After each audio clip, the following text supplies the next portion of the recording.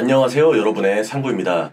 어제 새벽에 미국 FOMC에서 이제 50bp 0.5% 금리 인하를 하면서 B컷을 했죠.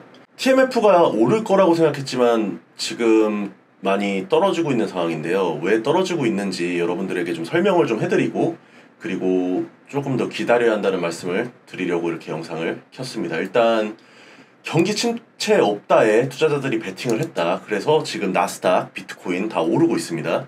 그래서 당분간은 흐름을 탔기 때문에 어느 정도 추가 상승이 있을 거라고 생각을 합니다. 어디까지 오를지는 모르겠지만요. 중요했던 게 파월이 뭐라고 기자회견에서 얘기를 하느냐, 그게 중요했어요. 이게 50bp B컷을 하면서 이유가 경기 침체에 대한 우려로 B컷을 하는 것인지, 아니면 어떤 다른 이유로 B컷을 하는 것인지, 그게 이제 중요했던 거죠.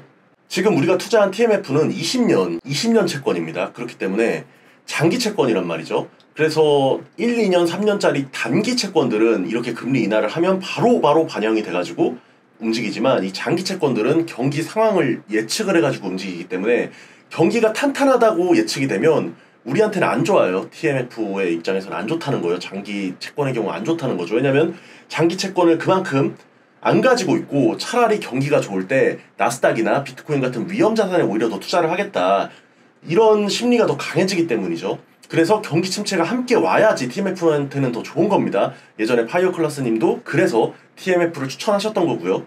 근데 지금 파월이 뭐라고 했냐면 이제 이지피지 님이 운영하시는 카페 글을 좀 인용하겠습니다. 금리는 이제 많이 떨어진다고 이렇게 점도표가 나왔었고요.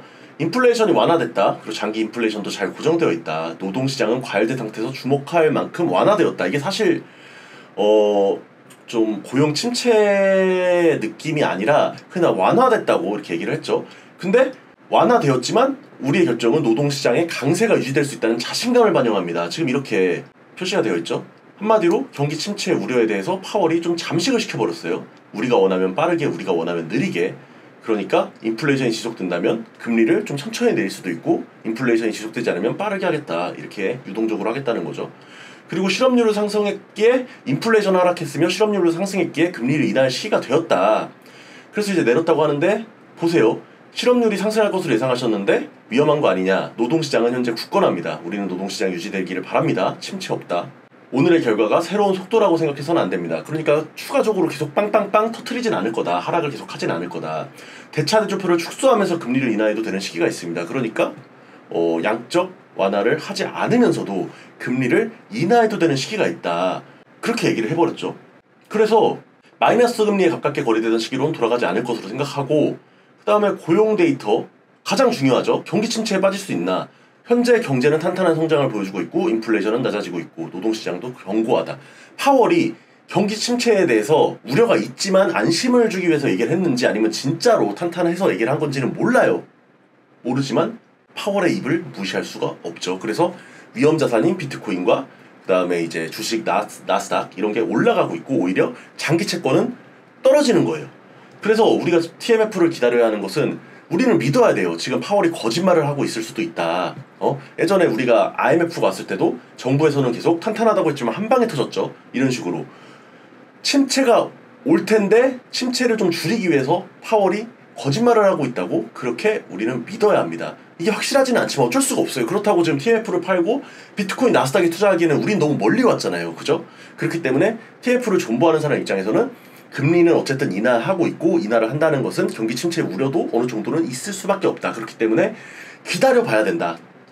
언젠가 계속적으로 경기가 탄탄하고 과열되어 있을 수는 없다는 거예요. 오름이 있으면 내림이 있는 거죠. 그렇기 때문에 기다려야 된다고 말씀을 드리고 싶고, TMF의 경우에는 지금 당장은 고용시장이 탄탄하다 그래서 조정을 받고 있지만 그래도 60불 위에서 유지되고 있죠.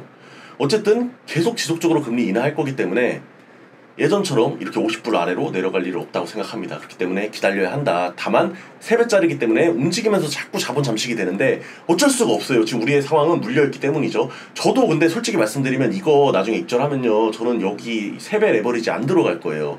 저는 이게 너무 후회스러워요. 왜냐면 아니 이거 하느니 그냥 나스닥이나 그냥 잠식 안 하는, 레버리지 없는 그냥 비트코인 투자하는 게 훨씬 나은 것 같아요. 제 개인적인 생각이고, 비트코인 같은 경우는 당분간은 오를 것 같다. 하지만 이후에 7만 불, 8만 불을 이제 계속 돌파해서 갈 수 있느냐 이런 거는 의문이다. 한 번 더 조정을 받을 거다 이렇게 생각을 하고 있습니다. TMF가 금리가 비컷을 했는데 왜 떨어지느냐 이렇게 의아해하시는 분들을 위해서 영상을 만들어 봤습니다. 금리는 떨어졌지만 경기가 탄탄하다고 하기 때문에 20년 경기를 봤을 때 탄탄하기 때문에 20년짜리의 채권을 팔고 그 다음에 다른 위험자산에 투자를 하기 때문에 이런 현상이 일어나는 겁니다. 우리가 기대하는 것은 금리가 계속 떨어지면서 경기가 좀 죽어야 된다는 겁니다. 시청해주셔서 진심으로 감사합니다.